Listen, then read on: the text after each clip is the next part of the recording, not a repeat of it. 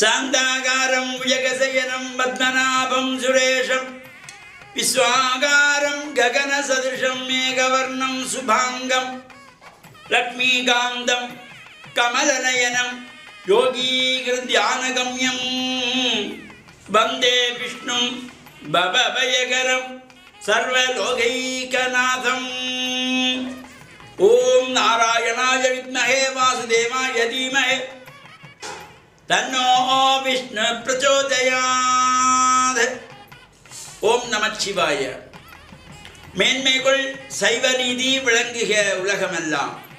நோயற்ற வாழ்வே குறைவற்ற செல்வம்.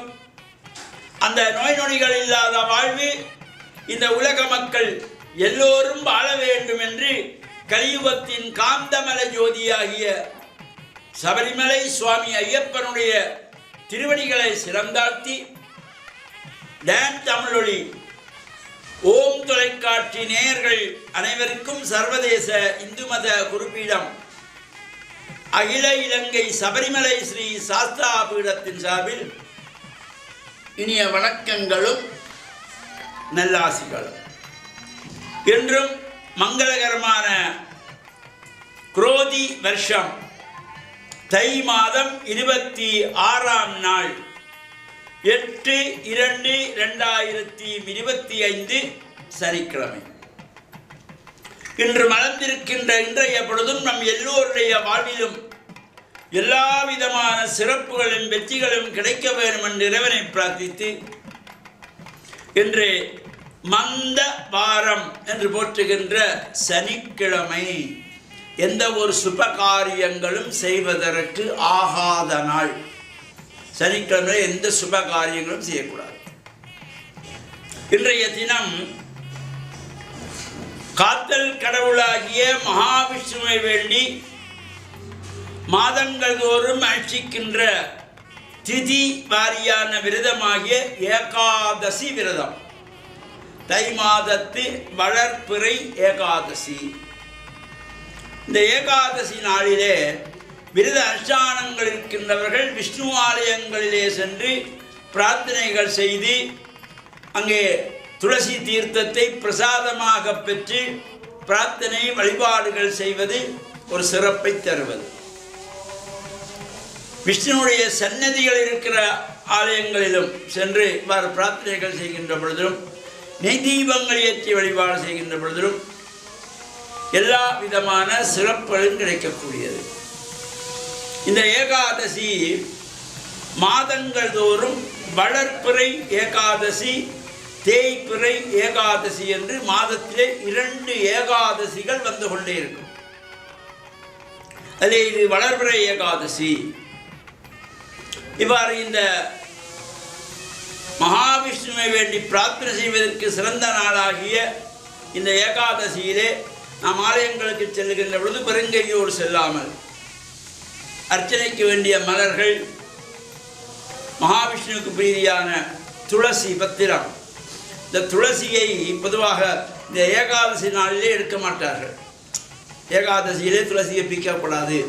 அதனாலே முதல் நாளே எடுத்து ஏகாதசிக்கு முதல் நாளே இந்த துளசியை எடுத்து பத்திரமாக வைத்து துப்புரவாக மஞ்சள் நீரிலே கழுவி ஏகாதசியிலே கொண்டு போய் விஷ்ணு ஆலயங்களிலே கொடுத்து அர்ச்சனை வழிபாடுகள் செய்கின்ற பொழுதும் எல்லா விதமான சிறப்புகளும் வெற்றிகளும் நமக்கு கிடைக்கின்ற வகையிலே காத்தல் கடவுளாகிய மகாவிஷ்ணுவுடைய பரிபூர்ணமான திருவருளும் நமக்கெல்லாம் நிறைந்து வாழ்வில் எல்லா விதமான சிறப்புகளும் பெற்று பேரானந்த பெருவாழ்வு வாழ டான் தமிழொலி ஓம் தொலைக்காட்சி நேயர்கள் அனைவருக்கும் சர்வதேச இந்து மத குருபீடம் அகில இலங்கை சபரிமலை ஸ்ரீ சாஸ்தாபுரத்தின் சார்பில் நல்ல ஆசிகளை கூறிக்கொள்வதில் மனமகிழ்வு கொள்கிறோம்.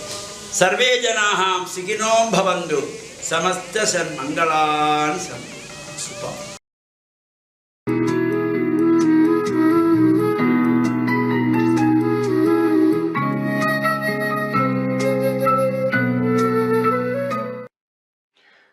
இறை இயேசுவில் என் அன்பு நெஞ்சங்களே, கிறிஸ்தவ நற்சிந்தனை வேளையில் உங்களை சந்திப்பதிலே எனக்கு மிக்க மகிழ்ச்சி.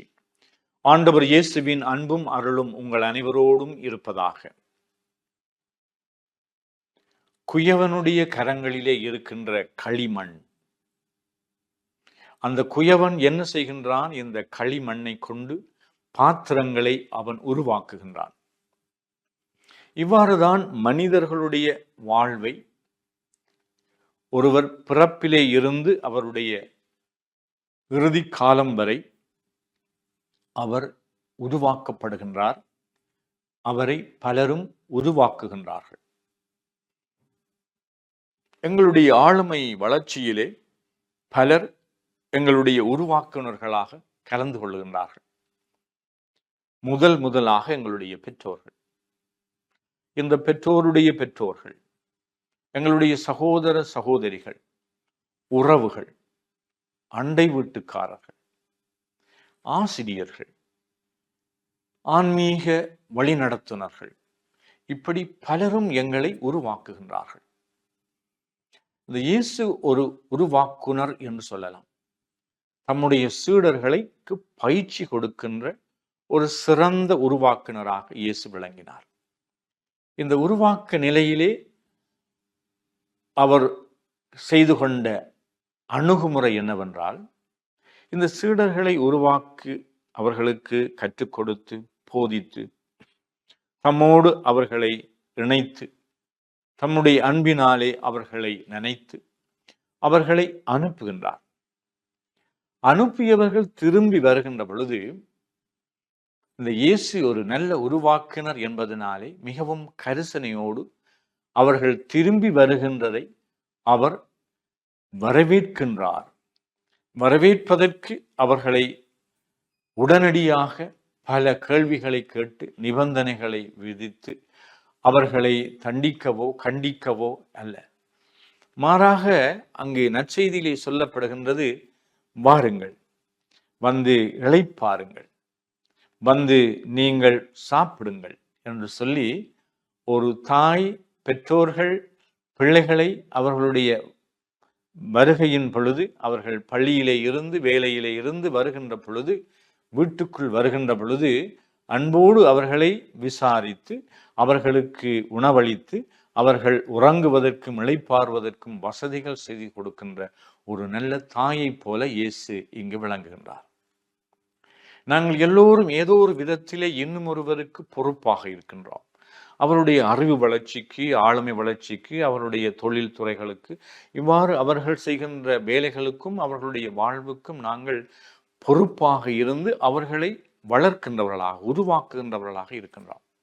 அதனால எங்களுடைய பொறுப்பிலே யாராவது எங்களுடைய குடும்பத்திலே அல்லது எங்களுடைய சமூகத்திலே அல்லது எங்களுடைய இந்த நாட்டிலே என்று சொல்லி நாங்கள் எடுக்கின்ற இந்த பொறுப்பில் மற்றவர்களுக்கு நாங்கள் எந்த மனநிலையோடு அவர்களை நாங்கள் அணுகுகின்றோம்?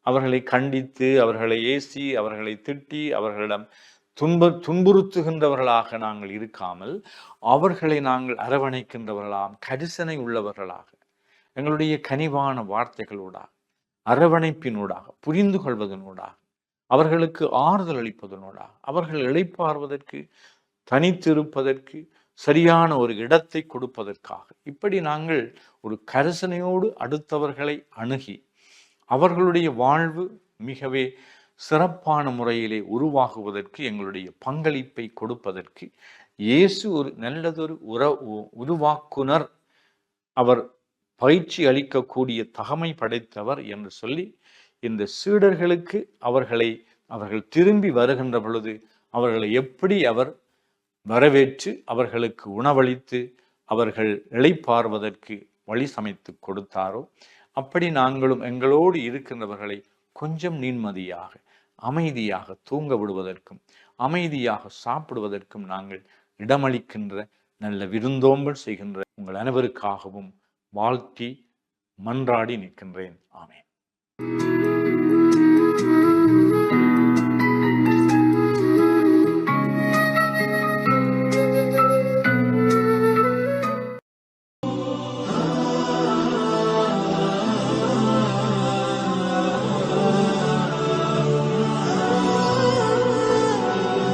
அல்ஹம்துலில்லாஹி ரப்பில் ஆலமீன் வஸ்ஸலாத்து வஸ்ஸலாமு அலா முஹம்மதின் ஸல்லல்லாஹு அலைஹி வஸல்லம் வ அலா ஆலிஹி வஸஹ்பிஹி அஜ்மாஹீன்.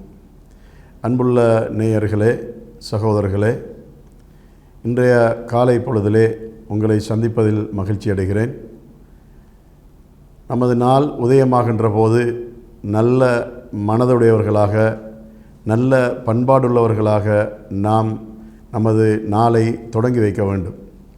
இன்றைய நாளில் நான் உங்களுக்கு சொல்ல வருகின்ற ஒரு நற்செய்தி என்னவென்று சொன்னால், நாம் எப்பொழுதும் உண்மை பேசுகின்றவர்களாக இருக்க வேண்டும். உண்மையாளர்கள் எப்பொழுதும் சமுதாயத்திலே மேம்பட்டவர்களாக, கண்ணியமடைந்தவர்களாக இருப்பார்கள் என்பதில் நமக்கு எந்த சந்தேகமும் இல்லை. எல்லா சமயங்களும் உண்மை பேசுதல் என்பதை வலியுறுத்துகின்றனவாக இருக்கின்றன என்பது நம்மெல்லோருக்கும் தெரியும். அந்த வகையிலே இஸ்லாத்தை பற்றி எடுத்துச் சொல்வதானால், நமது நபிகள் நாயகம் ஸல்லல்லாஹு அலைஹி வஸல்லம் அவர்கள் சொல்லியிருக்கின்றார்கள், உமக்கு பாதகம் ஏற்பட்டாலும் கூட நீ உண்மையே உரைக்க வேண்டும் என்று சொல்லியிருக்கின்றார்கள். அந்த வகையிலே அவர்களால் பயிற்சி அளிக்கப்பட்ட தோழர்கள் அனைவரும் உண்மை பேசுகின்றவர்களாக இருந்தார்கள் என்று வரலாறு நமக்கு சொல்கின்றது. அது மாத்திரமல்ல, உண்மை பேசியதால் அந்த சமுதாயத்தில் ஏற்பட்ட மிகப்பெரிய மாற்றங்களை எல்லாம் நாம் வரலாறுகளிலே காணக்கூடியவர்களாக இருந்து கொண்டிருக்கின்றோம். திருமறை குர்ஆனும் கூட வக்கூனு மஅஸ்ஸாதிகீன், நீங்கள் உண்மையாளர்களோடு இருங்கள் என்று சொல்லுகின்றது. அதனால் நமது பிள்ளைகளை நாம் சிறு பருவத்திலிருந்து வளர்த்தெடுக்கும் போது, பயிற்சி கொடுக்கின்ற போது, அவர்கள் உண்மை உரைக்கின்றவர்களாக இருக்கக்கூடியவர்களாகவே அவர்களுக்கு நாம் பயிற்சி கொடுக்க வேண்டும். நாம் எந்த காரணம் கொண்டும் நமது பிள்ளைகள் உண்மைக்கு மாறான இந்த செய்திகளையும் பேசுகின்றவர்களாக இருக்கக்கூடாது. அதனால் சமுதாயத்திலே உயர்வும் கண்ணியமும் மேம்பாடும் நமக்கு உண்மை பேசுதலை கொண்டு ஏற்படுகின்றது என்பதை நாம் நம்பிக்கை கொள்ள வேண்டும். உண்மை பேசுவதால் சமுதாயத்திலே அமைதியும் சமாதானமும் நல்லுறவும் ஏற்படும் என்பதில் எந்தவிதமான சந்தேகமும் இல்லை. அத்தகைய சமுதாயத்தவர்களாக நம் அனைவரையும் வல்ல இறைவன் ஆக்கி அருள்வானாக. வ ஆகிர் தஅவானா அனில் ஹம்துலில்லாஹி ரப்பில் ஆலமீன்.